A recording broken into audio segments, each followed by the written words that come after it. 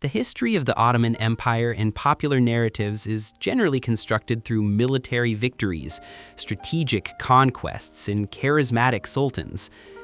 Events such as the Battle of Mohacs, the Battle of Chaldiran, and Yavuz Sultan Selim's conquest of Syria and Egypt stand out in collective memory. This narrative style largely stems from the emphasis in the teaching of history in education systems. However, academic historical studies offer a much more comprehensive perspective.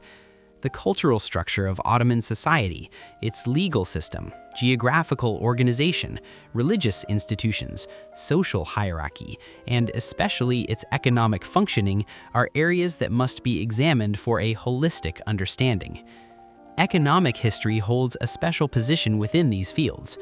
Unlike other historical disciplines, economic history requires a dual-layered expertise. First, archival work and paleography knowledge are essential for collecting reliable data. Second, it is necessary to interpret this collected data within the framework of economic theories. The narrative dominant in popular discourse about the Ottoman economy contains simplistic and misleading characteristics. According to this narrative, the Ottoman Empire as a classical agricultural empire failed to achieve industrialization, delegated trade to non-Muslim elements, and remained in economic stagnation. This perspective, particularly shaped by contributions from thinkers like Doğan Avcıoğlu, argues that Ottoman villages were not integrated into the market economy and that an idle economic structure prevailed. However, academic research conducted over the past 30 years has revealed that this widespread view needs to be seriously revised. Studies led particularly by Şevket Pamuk have documented that there was much more economic mobility in provincial areas and financial networks than previously thought. The fundamental character of the Ottoman Empire is that it was a land empire. This seemingly simple fact determined the basic parameters of economic policy. The empire's main source of revenue was taxes collected from agricultural production. While the Atlantic economy offered a model of wealth accumulation based on maritime trade, the Ottoman economy was built on land control and taxation of agricultural surplus. The concept known in modern economic theory as the sunk cost fallacy provides a critical framework for understanding Ottoman economic policy. According to normative economic theory, decisions should be based on future expectations, not past investments. However, human psychology and social structures systematically deviate from this theoretical rationality. Considering the cumulative investments made over hundreds of years toward building, defending, and expanding a land empire, resistance to radical transformation of this system is understandable behavior from both psychological and economic perspectives. The widespread belief that Ottoman society was unaware of economic mechanisms contradicts historical evidence. The basic economic principle that printing money would lead to inflation was known by both state institutions and different segments of society. The Janissary Corps systematically opposed the debasement of currency, that is, the reduction of silver content. This resistance shows that the military class understood the inflationary effects of monetary policy.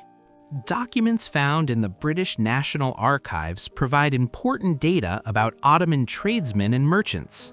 Correspondence from British merchants in important trade centers such as Izmir and Aleppo reveals that the Ottoman commercial class behaved in an extremely conscious, strategic, and sophisticated manner. An example: when a trading ship from Europe docked at the port, Ottoman tradesmen strategically extended this process. They postponed sales by claiming there were no goods in the market, waiting for prices to rise. This strategy is extremely rational economically. Ottoman economic policy centers on the concepts of provisionism. The Ottoman state, contrary to the mercantilist system in Western Europe, encouraged imports rather than exports. The logic of this policy is to secure the provisioning of cities and ensure price stability. The constant food needs of large cities like Istanbul are a priority concern of state policy. In 17th century Europe, particularly in England and the Netherlands, landowners are leaving the table of power, being replaced by the merchant class. Laws passed in the English Parliament are aimed at protecting the interests of merchants. Ottoman sultans, however, are not dependent on feudal lords or merchant communities to collect taxes like European monarchs.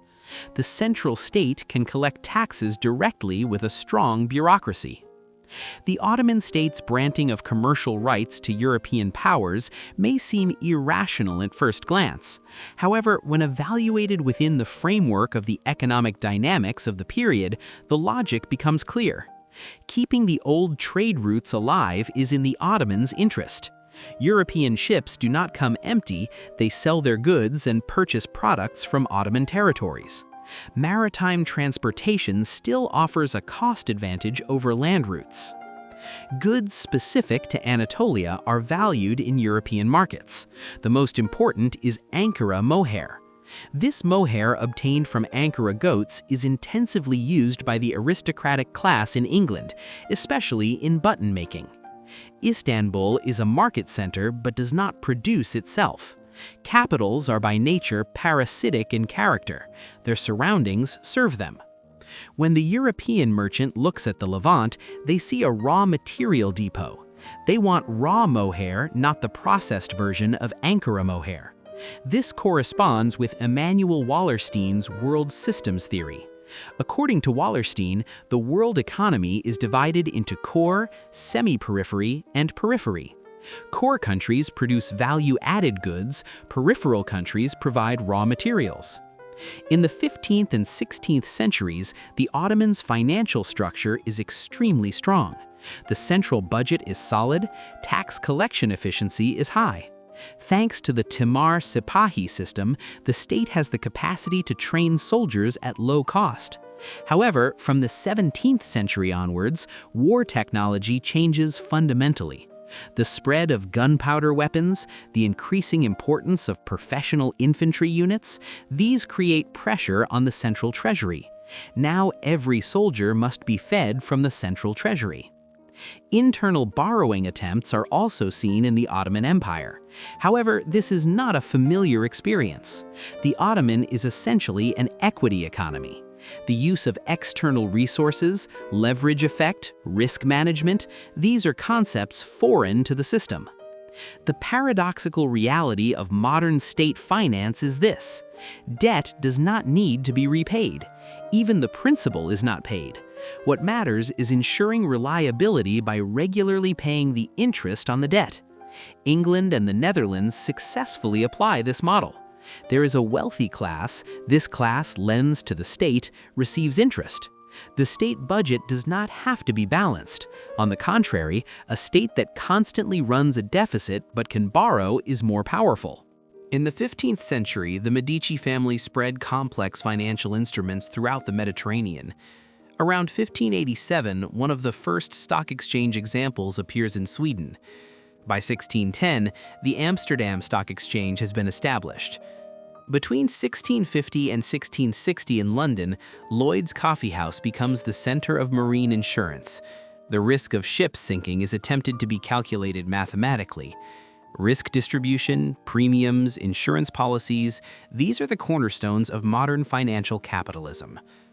Serafs, and especially Jewish bankers, play an important role in the Ottoman financial system. The first reason for this is the high interest rates. The official limit set by the state is around 15%, but rates in the informal market are much higher. The second reason is that the state does not encourage capital accumulation. Ottoman sultans do not want rival dynasties to emerge. Families that become excessively wealthy are seen as potential threats and kept under control.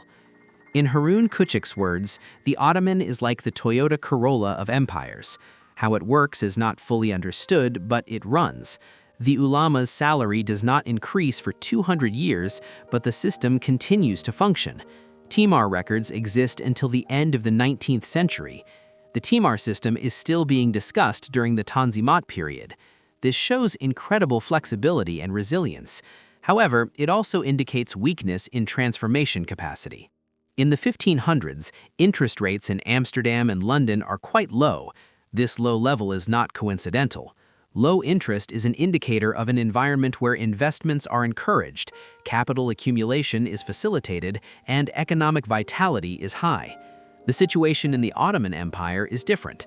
High interest makes access to credit difficult. Merchants and craftsmen have difficulty borrowing to expand their businesses. Worker wages in 16th century Ottoman cities were lower compared to London and Paris. However, more importantly, it is the structure of wages. The wage difference between skilled and unskilled workers is much more pronounced in Western Europe. If becoming skilled does not provide material gain, individuals do not make the effort to acquire skills. In 17th century England, Cambridge and Oxford universities begin to produce too many graduates relative to social demand. These graduates cannot take over their father's businesses.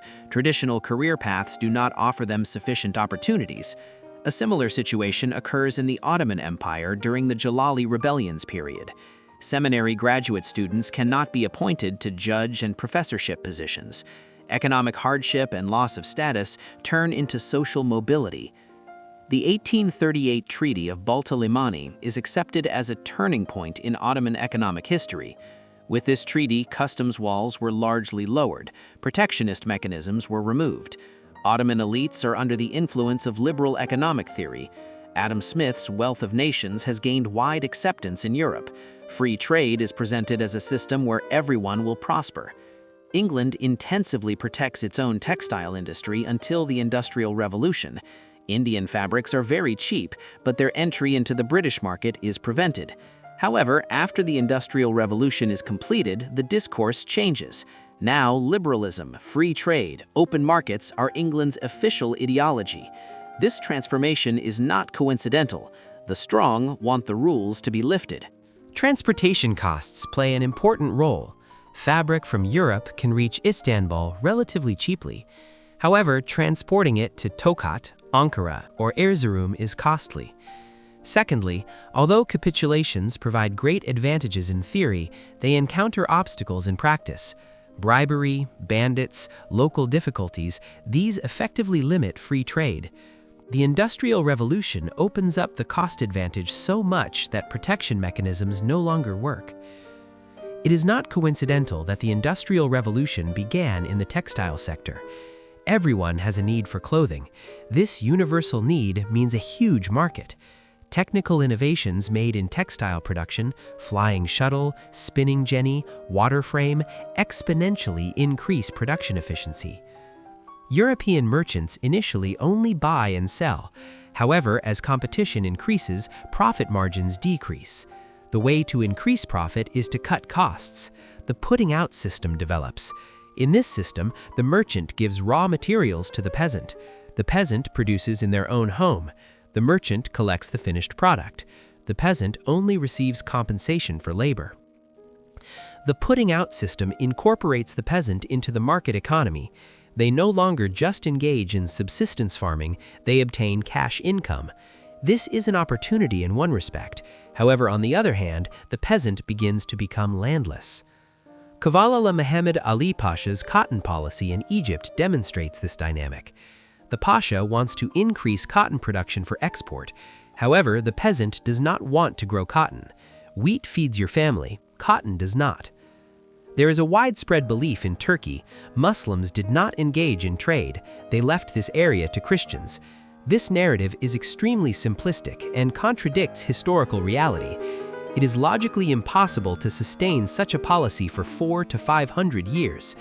If trade were entirely in the hands of Christians, how would the state secure tax revenue? If one were to go to Istanbul harbor between 1600 and 1700 with a time machine, mostly local ships would be seen. Trading ships coming from various regions of the empire, from Izmir, Thessaloniki, Trabzon, Alexandria. These ships carry grain, olive oil, honey, fruit, livestock, leather, fabric. Istanbul is a huge consumption center, and what feeds this center is the internal trade network. Non-Muslims, Jews, Armenians, Greeks, play important roles in international trade. The reasons for this are structural. There is a language advantage, there are diaspora networks, there are some advantages thanks to capitulations. However, all of these constitute a small part of the Ottoman economy. The large part of the economy is local and regional. The economic cost of technological leadership is extremely difficult. You spend twice as much money and only get 3 years ahead. The British invest enormously in shipping. However, in the second half of the 19th century, steel ships emerge. It makes sense for England to sell its old fleet and switch to new ships. However, this transition is very difficult because the investment made in old ships is a sunk cost. Sometimes coming from behind provides an advantage. The one in front makes expensive experiments, makes mistakes, makes wrong investments. The one coming from behind can make smarter investments by seeing these mistakes. China's development in the 20th century is an example of this dynamic. From the 19th century onwards, various development attempts are seen in the Middle East. The common strategy? Find an export product, sell it to Europe, obtain income. However, the critical shortcoming? How will the money obtained be used? How will the multiplier effect be created? If the cotton-producing peasant spends the money they earn to buy imported fabric, the net gain is small. Money leaves the country, the local economy does not revive. Successful industrialization brings with it painful social transformations, rural-urban migration, collapse of traditional family structure, landlessness, urban poverty. These are inevitable side effects of industrialization. Dickens's novels describe the misery of the working class in 19th century London. Child labor, 16-hour shifts, lung diseases in coal mines, these are the costs of progress. One of the essential elements necessary for economic development is trust. If there is no trust that the market will reward the individual, the rational individual focuses on protecting their existing assets. Buying a house, hoarding gold, under the mattress economy, these are characteristic behaviors of societies where institutional trust is weak. However, these behaviors slow down economic development. Capital does not turn into productive investment. However, excessive trust is also dangerous. If everyone believes the market will rise forever, a bubble forms. Tulip mania, the first major speculative bubble experienced in the Netherlands in 1637. The 2008 financial crisis is the result of a similar dynamic. The economic history of the Ottoman Empire is too complex to be explained by simple formulas. Academic research intensified over the past 30 years has revealed that the Ottoman economy was much more dynamic, sophisticated, and rational than expected. The Ottomans' economic policy preferences are consistent with the empire's geographical location, historical accumulation, and power structure. Different choices could have been made. However, when evaluating these choices, the conditions, constraints, and uncertainties of the period must be taken into account. The Ottoman economy displayed a unique structure. This structure did not conform to the universal capitalist development model. However, this non-conformity does not mean absolute failure. History is not unidirectional. It is multi-layered, complex, and open to interpretation. Thank you so much for watching. If you like this video, feel free to share, like, and subscribe.